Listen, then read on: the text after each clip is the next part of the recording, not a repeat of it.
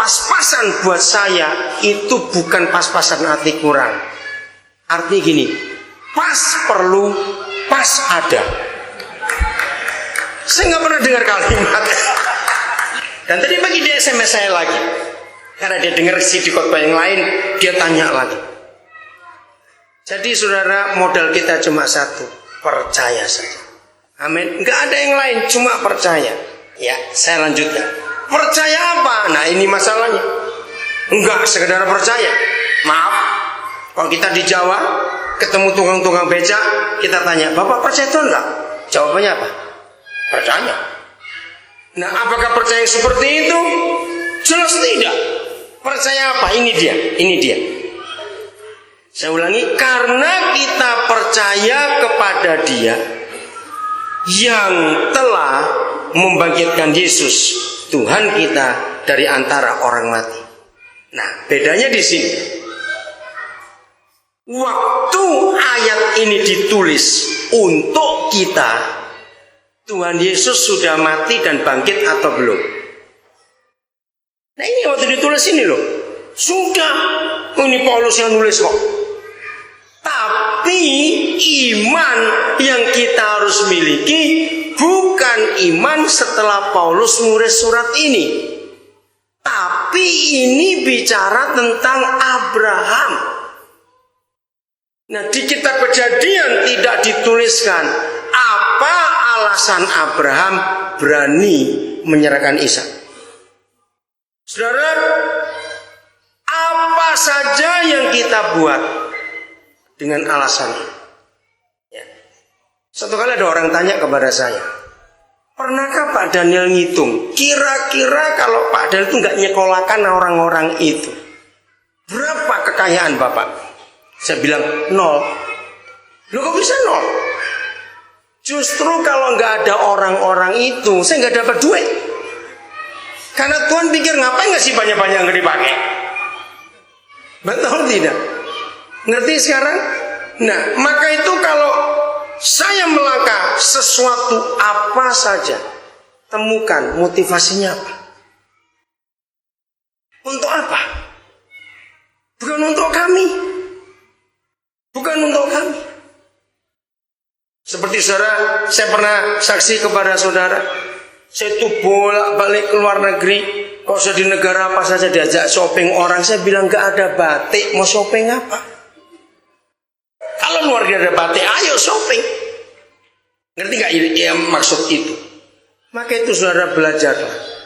Apa saja yang kita buat, temukan motivasinya. Nah, ketika Abraham menyerahkan Ishak, ternyata motivasinya dia percaya Yahweh sanggup membangkitkan Ishak walaupun sudah mati. Nah, ini kan iman yang gila. Masalahnya zaman Abraham belum ada orang dibangkitkan dari kematian. Jauh sekali.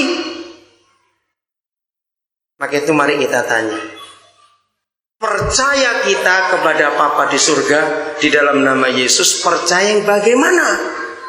Ini penting sekali. Sebentar lagi kita akan menyerahkan anaknya James. Tadi pagi waktu dia telepon saya minta, saya tuh kagum. Saya itu pertama kali ketemu James di Pastori Gembala. Selesai makan, saya lihat James ada di dapur. Betul nggak kamu di dapur waktu itu ya? Dia ada di dapur. Dapurnya nggak terang, sudah hitam lagi dia begitu, jadi gelap. Tapi Roh Kudus bilang, aku perlu orang itu. Lalu saya tanya Pak Gembalanya, siapa anak itu? Harus saya panggil dia.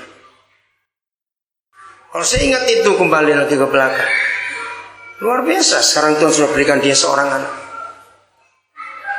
Saudara, langkah demi langkah dalam hidup kita, belajar untuk mempercayai Bapa di surga. Amin. Belajar untuk mempercayai Bapa di surga. Untuk apa saja dalam hidup ini. Nah, saya akan baca ayat 22 sekarang, Roma 4 ya.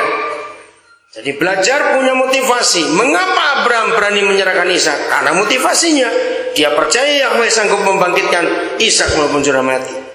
Karena itu ayat 22, hal ini diapakan?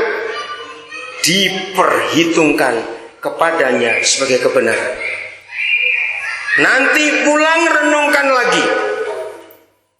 Kata yang terakhir dari 3, barang siapa melayani aku, ia harus ada di mana aku ada. Ia harus mengikut aku, dan di mana aku ada ia harus ada. Yang ketiga apa tadi? Dan ia akan apa?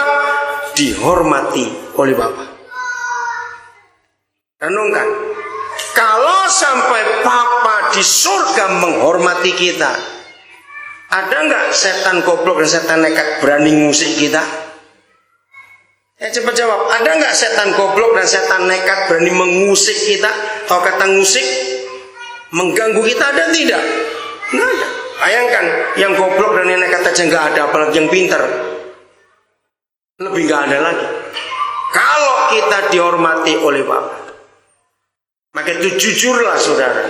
Siapa yang masih takut tentang masa depan, hari ini bertobat.